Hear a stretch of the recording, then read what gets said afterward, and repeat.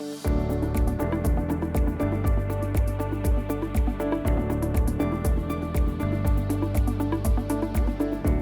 Rishabh. I'm the co-founder and CTO of Opaque Systems, PhD from UC Berkeley, where we built a lot of the research and open source that powers Opaque today.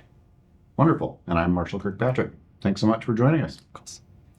Would you tell me a little bit about, from your perspective, what the most interesting or important problems are? What are the biggest challenges around security and privacy that lead organizations these days to engage in confidential computing? So let me answer this with the help of a few customer examples, actual problems that we are working on with enterprises. Pardon me. So, for instance, we have a project in the EU where we're working with different agencies in the EU to allow them to collaborate on confidential data. Data sovereignty is a huge concern right now in the world with the emergence of privacy regulations, which will continue to happen. As we speak, for example, there is a new bill in California that seeks to regulate AI and has requirements around responsible and safe use of AI. So there is a lot of uncertainty around how these regulations will evolve. As part of these requirements, as privacy concerns become more and more paramount in the world, each organization, each country, each institution is very concerned about being able to retain full sovereignty of their own data. So we see this challenge manifest in the EU across different member states, where we are working on a project that enables different EU members to collaborate with each other to identify cybersecurity threats so that they can take preemptive action, build a landscape of the various threats that they see around malware, ransomware, share this information with each other without violating their data sovereignty while retaining full control over their own data and how the data sets get used, but still getting benefit out of their most confidential and sensitive data assets. Another example, we're working with a consortium of insurance carriers in the US. It's called, this is in partnership with the Riskstream Collaborative, where we are working with them to address fraud and identify fraudulent claims and activities in the space. I'll give you some numbers. It is estimated that over $300 billion are lost as a result of fraud, or $300 billion worth of losses are faced by businesses and consumers as a result of fraud. The FBI estimates that fraud results in $400 to $700 worth of extra premiums on the average consumer. So it's a huge problem. Now, to combat fraud, insurance carriers need to be able to share data with each other so that they can identify patterns, identify duplicate fraudulent claims, deploy models on those claims to flag them as suspicious. But to be able to do so, they need to be able to share data with each other. They need to be able to collaborate on their most confidential information, but they can't right now because this data is super confidential. They're competing with each other as well. But if they were able to collaborate in a secure and compliant way, then it would benefit everyone. We at Opaque are working with Riskstream to address this issue of fraud identification across insurance as well. So to me, I see confidential computing as a very powerful enabler of use cases that allow us to get value out of our most confidential and sensitive data, while at the same time being good custodians of the data as well. Data is private, data is sensitive, needs to be protected, but at the same time, data is valuable.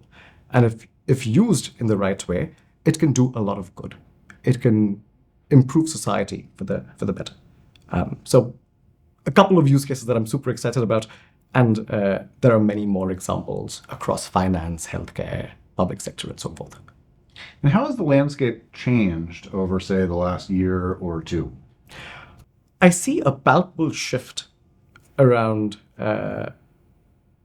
in industry, around people's concerns around data sovereignty, data privacy in the last year or so.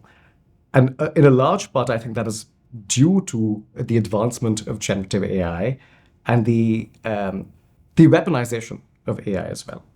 Now, traditionally, industry has been using various techniques to maintain and protect data, like data anonymization, data obfuscation, data masking. Now, cryptographers have known, or security researchers have known, that existing techniques are not enough to maintain the privacy of data. But there was no other alternative. That's the best that you could do. Now, with the advancement of AI and generative AI, the barrier to mounting attacks has lowered drastically. Generative AI allows attackers to re-identify anonymized datasets very easily because models can memorize sensitive data. They're able to identify patterns and correlate anonymized data with auxiliary public data sources. As industries look to adopt AI and generative AI, they are now having to grapple with a lot of these privacy concerns as well. And this is in large part due to the existence and evolution of emerging privacy regulations as well. So to get the full benefits of generative AI, organizations need to rethink their data strategy. They need to be thinking about privacy and safety and responsible use of AI from the ground up, not as an afterthought.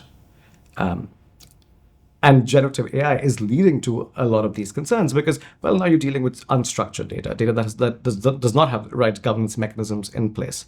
So, but you still want to be able to use that data. How do you do so in a way that is safe and secure? So I predict that the way ML ops became LLM ops, LLM ops will become LLM SecOps or LLM PrivOps. Because there are a lot of privacy and security concerns that arise throughout the life cycle of an AI deployment.